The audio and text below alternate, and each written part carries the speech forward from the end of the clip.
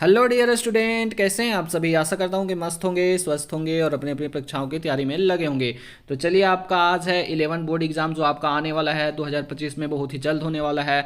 उसमें हिंदी कोर का model set number हम लोग 4 देखने जा रहे हैं। फर्स्ट, सेकेंड और थर्ड कंप्लीट करा दिया गया है। लगभग 90 क्वेश्चन उसमें कंप्लीट करा दिए गए हैं। आज फिर से आपको 30 क्वेश्चन लेके आए हैं। तो चलिए, आपका फर्स्ट नंबर क्वेश्चन है, गलता लोहा कहानी में एक मेघावी लड़के मोहन को क्या दर्शाया गया है। इसमें कहानी जो आपका है गलता लोहा, उसमें जो मेघावी लड़का मोहन है जो कि बहुत ही पढ़ने में तेज रहता है, उसकी किस दशा को दर्शाया गया है। तो उसको कष्ट की दशा को दर्शाया गया है। इस कहानी में किस प्रकार से उसे कष्ट होता है। स्पीति अलग अलग राज्यों के अधीन खाली स्थान रही है। तो वो स्पीति जो नदी है वो अलग अलग राज्यों के अधीन निर्भर रही है। चलिए, क्वेश्चन नंबर 3 देखते हैं। सहमी सी चुप में जकड़े जाना बुरा तो है में कौन सा अलंकार है। अलंकार से भी आपको क्वेश्चन डेफिनेटली पूछेगा, तो आप अलंकार एक बार जरूर पढ़ लीजिएगा अपने बुक में, या कहीं ना किसी माध्यम से एकदम पढ़ने का कोशिश जरूर कीजिएगा। सहमी सी चुप में जकड़े जाना बहुत बुरा तो है में कौन सा अलंकार आता है। तो इसमें आपका उपमा अलंकार आता है। क्वेश्चन नंबर 4 है, सबसे खतरनाक कविता में कवि के अनुसार पुलिस द्वारा पकड़े जाने पर कैसा लगता है। ये जो सबसे खतरनाक कविता जो लिखी गई है आपकी पाठ्य पुस्तिका में, उसमें पूछा है कि कवि के अनुसार पुलिस द्वारा पकड़े जाने पर कैसा लगता है। तो वो कहते हैं कि वो खतरनाक नहीं है। क्वेश्चन नंबर 5 है, चंपा को कविता में पढ़ने लिखने का क्या लाभ बताया जाता है। ये कौन सा चैप्टर का क्वेश्चन पूछा गया है। ये चैप्टर आपका है कि चंपा काले काले अक्षर नहीं चीनती। जिसमें चंपा को कविता में पढ़ने लिखने का क्या लाभ बताया गया है, आप बताइए। तो इसका आंसर आपका होगा पति को पत्र लिखना। कवि कहता है चंपा से कि यदि तुम पढ़ना लिखना सीख जाओगी, अब जब तुम्हारा पति कलकत्ता चला जाएगा तो तुम उसे पत्र लिखना।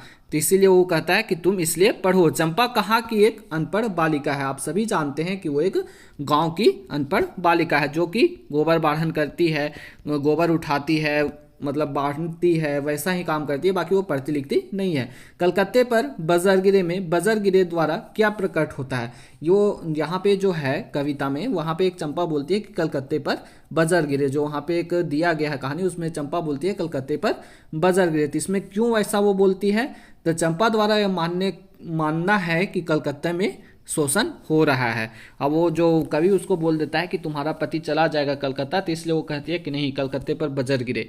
लता मंगेशकर का प्रसिद्ध चित्रपट गायन सर्वप्रथम किस पर था। जो लता मंगेशकर का सबसे प्रसिद्ध प्रथम चित्रपट गायन था वो किस पर आधारित था या किस पर लिखा गया था। तो वो आपका बरसात पे है। क्या चीज पे लिखा गया था, बरसात पे।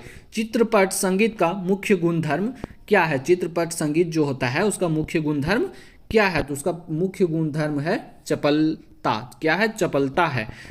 गान पान का अर्थ है गाने से मिलने वाली। गान पान का अर्थ क्या है। तो गान पान का अर्थ है आपका मिठास और मस्ती। क्या है, मिठास और मस्ती। कुएं की खुदाई और एक विशेष तरह की चिनाई करने वाले दक्षतम लोग क्या कहलाते हैं। ये जो आपका चैप्टर है उसमें पूछा गया है कि कुएं की खुदाई और एक विशेष तरह की चिनाई करने वाले दक्षतम लोग जो वहाँ पे काम करते हैं, जो कि कुशल कारीगर हैं, उन्हें क्या कहा जाता है। तो उन्हें कहा जाता है चलवांजी। क्या कहा जाता है, चलवांजी कहा जाता है। सीधे बरसात से मिलने वाली पानी क्या कहलाती है। जो सीधे बरसात से हमें पानी मिलती है उसे हम क्या कहते हैं। तो उसे हम अमयांदित कहते हैं। क्या कहते हैं, अमयांदित कहते हैं। वेनिस अकादमी के किस प्रोफेसर से लेखक की भेंट हुई। यहाँ पे जो कहानी उसके अनुसार पूछा गया कि वेनिस अकादमी में किस प्रोफेसर से लेखक की भेंट हुई थी। तो इसमें आपका आंसर होगा कि लैंग हैमर से उसकी भेंट हुई थी। चलिए, क्वेश्चन नंबर 14 देखिए। बंबई में लेखक को किस स्टूडियो में नौकरी मिली थी। यहाँ पे जो लेखक थे उनको बंबई में किस स्टूडियो में नौकरी मिली थी। तो इसका आंसर आपका होगा ब्लॉक स्टूडियो में नौकरी मिली थी। तातूस ने बेबी को एक दिन क्या चीज दिया था। तातूस जो है उसने बेबी को एक दिन क्या चीज दिया था, तो कॉपी पेन दिया था। क्वेश्चन नंबर 16 देखिए। अखबार नबीरा का क्या अर्थ है। अखबार नबीरा का क्या अर्थ है, आप इसका अर्थ बताइए। अखबार नबीरा का अर्थ है पत्रकार। चलिए, क्वेश्चन नंबर 17 देखिए। मीरा ने छाछ रूपी सारहीन तत्वों को छोड़ दिया, इससे क्या तात्पर्य है। मीरा ने छाछ रूपी सारहीन तत्वों को छोड़ दिया, इससे क्या तात्पर्य है। तो इससे तात्पर्य है कि दही को निकाल देना। ठीक है, चलिए क्वेश्चन नंबर 18 देखते हैं हम लोग जल्दी से। मीरा रोती है क्योंकि वह, मीरा क्यों रोती है? आप बताइए कि मीरा आखिर क्यों रोती है? क्योंकि वह लोगों को मोह माया में लिप्त देखती है, इसीलिए मीरा रोती है। पथिक कविता में आकाश में सूर्य के सामने बादलों का समूह कब नाचता है? जो पथिक कविता है उसमें पूछा है कि आकाश में सूर्य के सामने बादलों का समूह कब नाचता है। तो कब नाचता है, आप आंसर इसका बताइए। तो हर क्षण नाचता है, हमेशा नाचते रहता है। पथिक के अनुसार आधी रात्रि के समय जब तारे चमकते हैं तो क्या आता है? जब पथिक के अनुसार जो अब आधी रात्रि के समय जब तारे चमकते हैं तो क्या आता है? इसका आंसर होगा कि संसार का स्वामी आता है। चलिए, वे आंखें कविता में कवि कहता है कि शोषित किसान की आंखें गड्ढों में खाली स्थान हुई है, तो गड्ढों में धसी हुई है। क्या है? धसी हुई है। संसार कगार सदृश वह सीखता, इस वाक्य में कौन सा अलंकार है? संसार कगार सदृश वह सीखता, इस शब्द में कौन सा अलंकार है? तो इस शब्द में आपका उपमा अलंकार है। चलिए आगे हम लोग देखते हैं। बरसते पानी के बीच भवानी प्रसाद मिश्र को किसकी याद आती है? इस कविता के अनुसार बरसते पानी के बीच में भवानी प्रसाद मिश्र को क्या याद आता है? तो घर का याद आता है।